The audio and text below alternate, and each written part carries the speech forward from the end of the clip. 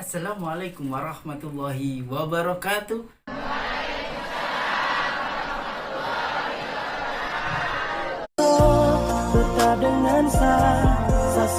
Ali Pondok Pesantren dan peran para pengasuhnya. Semangat selalu, ceria dan bahagia di dalam perkuliahan ini. May come back to channel DR Gus IMPD.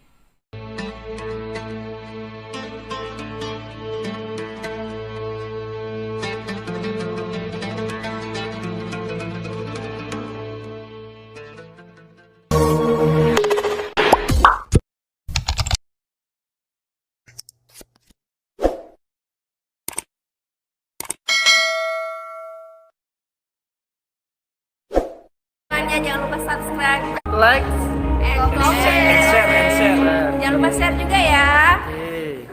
Tekan tombol loncengnya. A few moments later. Mahasiswa-mahasiswi yang dirahmati oleh Allah Subhanahu wa Ta'ala. Di perkuliahan hari ini saya akan menyampaikan tentang fungsi dan tujuan evaluasi pendidikan. Untuk itu, jangan di-skip video ini, tonton sampai habis supaya mendapatkan informasi yang lengkap dan akurat untuk memahami tentang fungsi dan tujuan evaluasi pendidikan itu sendiri. Untuk itu, langsung kita ke materi. Cek cus.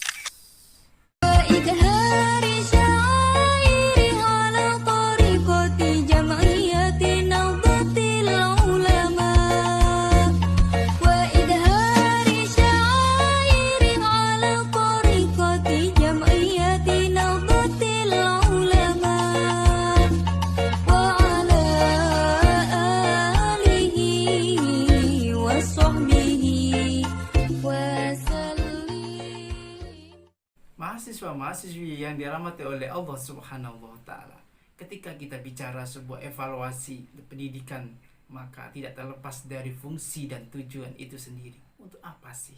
Buat apa sih? Mengapa harus diadakan evaluasi? Maka di sini saya akan menjawab.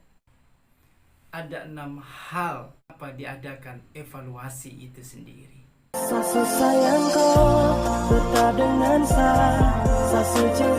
Yang pertama, membuat kebijakan dan keputusan. Jadi seorang guru itu ketika dia mengajar, maka dia memilah dan memilih. Bagaimana seorang guru itu bisa membuat sebuah kebijakan dan keputusan kepada siswa-siswinya. Jadi evaluasi ini seorang guru menilai siswa-siswinya.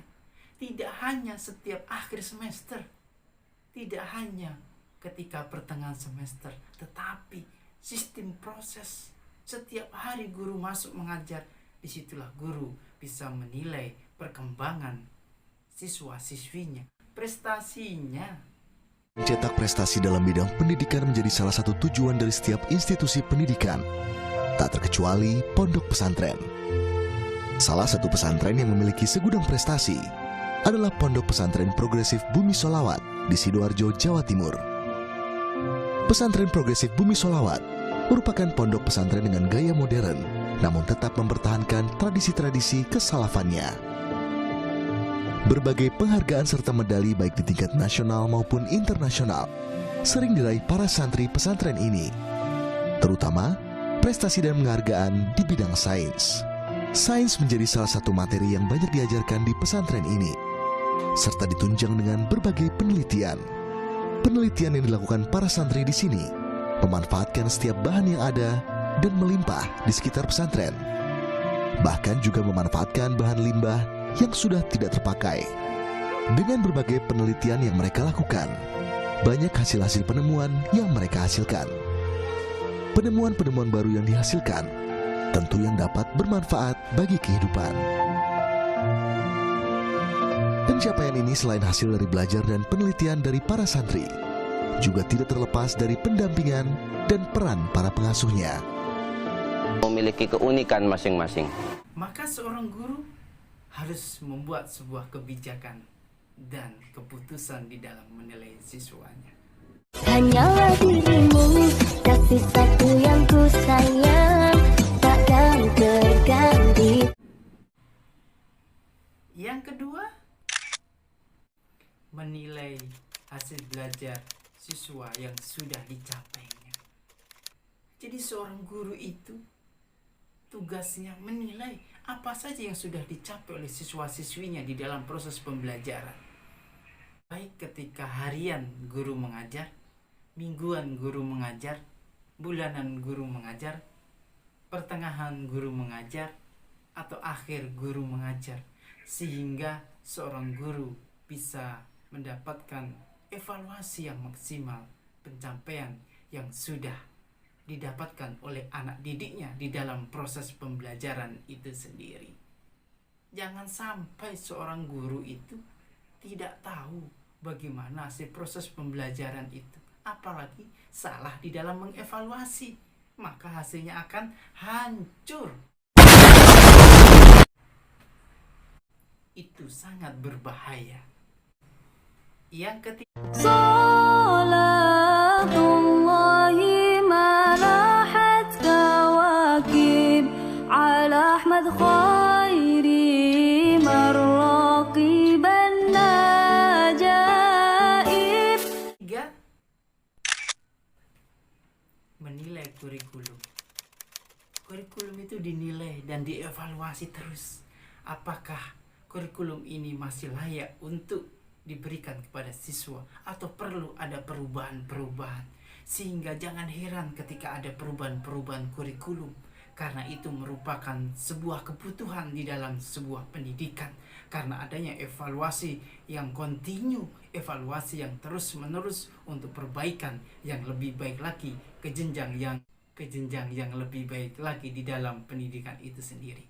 Maka guru jangan alergi terhadap perubahan kurikulum itu sendiri. Yang keempat, memberikan kepercayaan kepada sekolah. Bagaimana lembaga itu bisa menilai siswa-siswinya? Bagaimana lembaga itu mampu untuk mewujudkan, melaporkan kepada wali muridnya tentang evaluasi pendidikan anak-anaknya yang sudah dititipkan di lembaga tersebut, baik yang negeri maupun yang swasta. Ini adalah sebuah penilaian yang dibutuhkan bagi lembaga untuk memperkuat kelembagaan itu sendiri.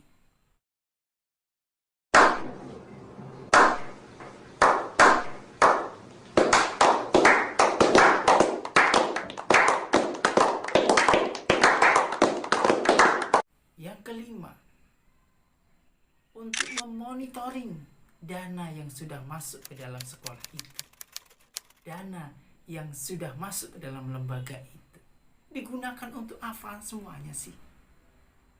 Maka ketika ada evaluasi, maka di situ ada anggaran yang keluar untuk proses pencapaian mutu, untuk pengukuran mutu anak didiknya, mutu gurunya, mutu lembaganya tersebut ada tidak perubahan, semakin meningkat atau semakin menurun.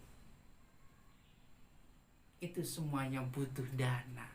Semua itu butuh dana untuk meningkatkan evaluasi pembelajaran itu sendiri. Allah Allah Allahu Allah Thabbit wansur ahla jam'iyah Jam'iyah Nahdlatul Ulama Li'i'la'i kalimatillah Jam'iyah Nahdlatul Ulama Li'i'la'i kalimatillah. Dan yang terakhir adalah keenam, evaluasi itu berfungsi untuk memperbaiki materi dan program pendidikan itu sendiri.